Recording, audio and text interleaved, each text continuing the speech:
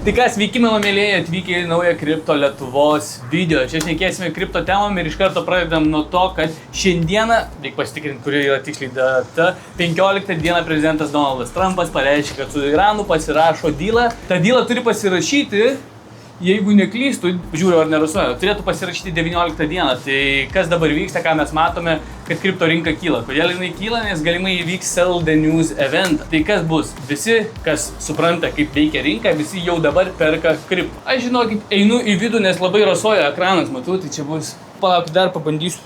Taigi atėjom į vidų, nes laukia, kaip matėte, rasoja labai kamera nuo karščio, plus 40 nors ir vakaras. Kaip minėjau, prezidentas Donaldas Trumpas su Iranu pasirašė tą, paliaubų tokią kaip ir dylą, kad karas nutraukiamas 60 dienų, kol jie aptars visus reikalus dėl tų nuclear weaponų ir visa kita. Bet tas dylas yra tik tai paskelbtas.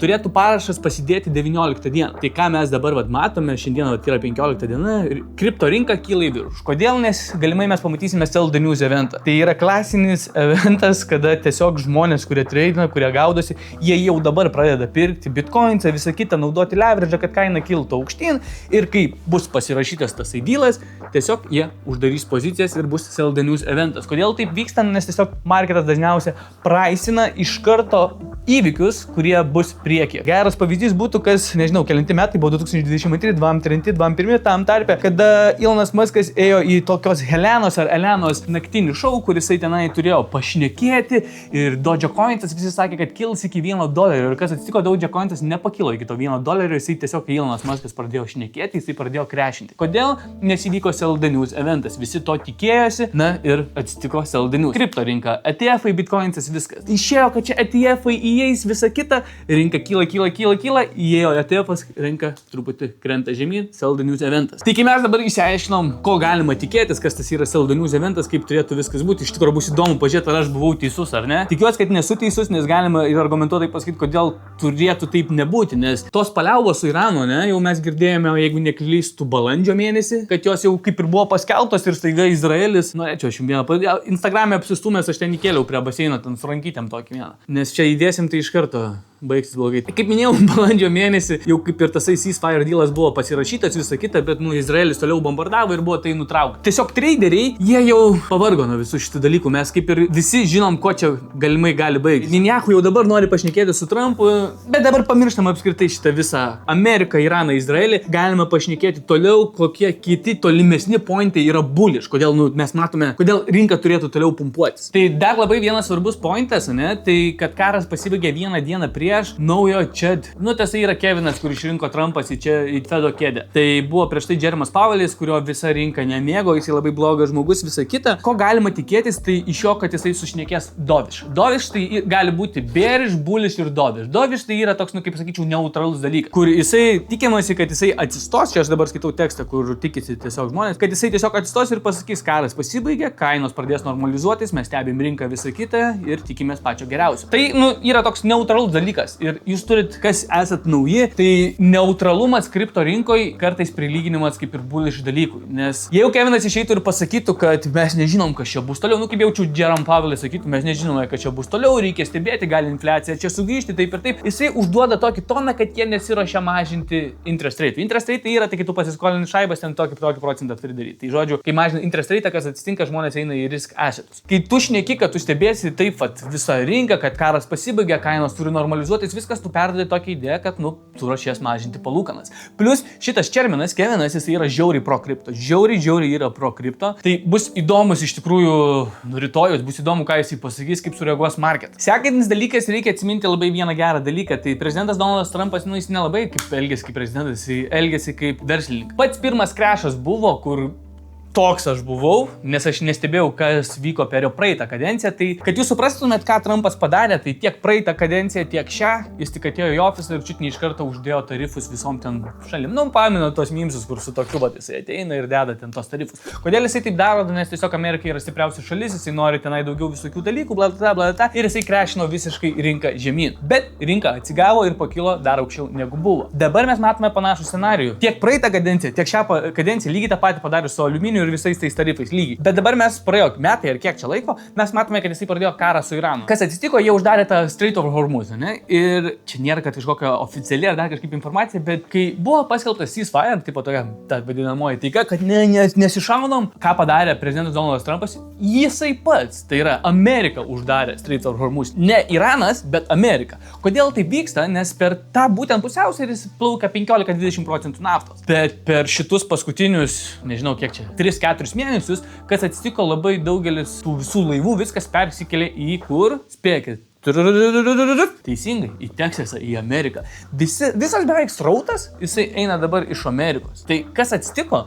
Prezidentas Donaldas Trumpas kaip ir pakeitė tokią visą tą naftos maršrutą. Nu, jūs turite suprasti, kad tai yra žiauriai didelis dalykas, nes 15-20% naftos viso pasaulio per tą pusiausvyrį čia yra crazy dalykas. Tik tai 15-20% pažiūrėkit, kaip kainos šoko į viršų, kai užsidarė tasai pusiausvyris. Tarp kitko, Emiratai, ne, Dubajus, jie išėjo iš kažkokios sutarties, kur, tarkim, Saudo Arabija ir Dubajus turėjo tokias, nu, tos visos arabų šalis turėjo tokią sutartį, kad jie negali producinti tam tikro kiekių barrelsų naftos. Ne? Tai, tarkim, ten galima padaryti tik tai 100, nors Dubajus galėtų, ne Dubajus, o Emiratai galėtų padaryti 200, bet limitas yra 100. Ir po ilgo laiko, ten 30 ar 40 metų, čia pavyzdiniai skaičiai, žinau, kad tikrai ilgas skaičius, manau daugiau negu 30 metų, jie prabuvo kartu ir jie pasitraukė čia prieš porą mėnesių, prieš mėnesį. Dėl to, nes jie gali daug daugiau producinti naftos, gali ją imti ir pardavinėti, plus Iranas ketukavo Dubajų, visą kitą, nu, nukrito vis tiek turizmas. Irgi kaip pasikeitė pati pasaulio ekonomika. Aš nežinau, ar žmonėms yra įdomu ar ne, bet taip susideda tavo visas mąstymas apie patį kripto investavimą. Nes tokie smulkus dalykai, jie priveda prie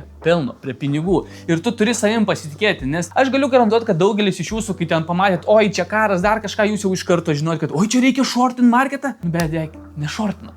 Kodėl nešortinu? Nes neturite to tokio pasitikėjimo. Aišku, gali marketas kristi ir tu gali nešortinti, nes tavo pasitikėjimas yra, kad aha, aš pamatysiu, kad čia vat yra kažkur bottomas dugnas, atsidarysiu long poziciją, kada marketas reboundina ir pasidarysiu daug pinigų. Tai irgi visada yra skirtingos strategijos, bet reikia tiesiog pasitikėti savim. Jeigu aš dabar turėčiau paskutinius 100 eurų, aš investuočiau į edukaciją, o ne į kažkokius signalus. Mes dabar esam sukūrę edukacinę platformą skinuok.lt. Aš jums čia nepasakosiu, jeigu norit sužinoti daugiau, parašykite į Instagramą Kripto Lietuvoje, mes jums plačiai viską parodysim, kas su ko valgosi. Tiesiog edukacinė programa, kur tu gauni tenai ir signalus, bet svarbiausia yra ne signalai, o edukacija. Pabaigai norėčiau pasakyti 2 scenarius. Tai bus vienas, kodėl turėtų kilti, o kitas, kodėl turėtų kristi. Nes visada rinkoje galima matyti tiek kilimą, tiek kritimą, o kai bus iš tikrųjų, tu turi pats stebėti ir nuspręsti gyvų momentu. Tai būtų bullish scenarius, kripto rinka kyla toliau, tai mes pamatome, kad iki 19 dienos iš tikrųjų tas vyksta ceasefire, nors Izraelis pasakė, kad iš Lebanono, ar kaip vadinasi, jie nesiruošia tenai nieko patraukti. Tada, kaip minėjau, Kevinas Fercheras pasako,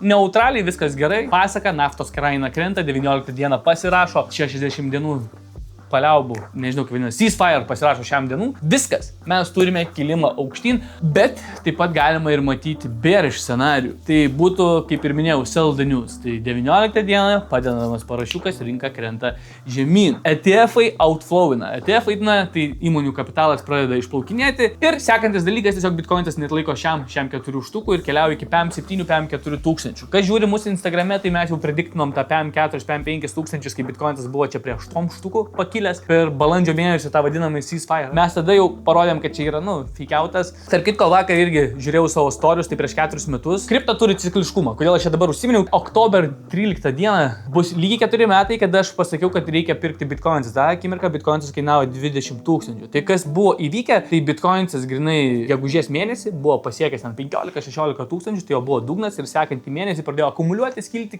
į viršų. Ir nuo to laiko mes matome tik tai kelionę aukštyn. Ar mes vėl dabar tą pamatysim, vėl cikliškumas, aš nežinau. Kitam vaizdo įraše pašnekėsime, kodėl aš manau, kad kripto rinka turės patį didžiausią ir stipriausią vadinamąjį bull runą, bet galimai patį trumpiausią. Tai vadinamąjį super cycle. Super cycle jie buvo 2 kartus ar 1 kartą tik tai, bet buvo crazy. Jau tas žodis, nes super cycle. Bet skamba gerai, pinigais man iškart skamba. Nušyti irgi. Ir riečiasi jau kaip pas Nova, kaip pas Aladiną batai užsisukę.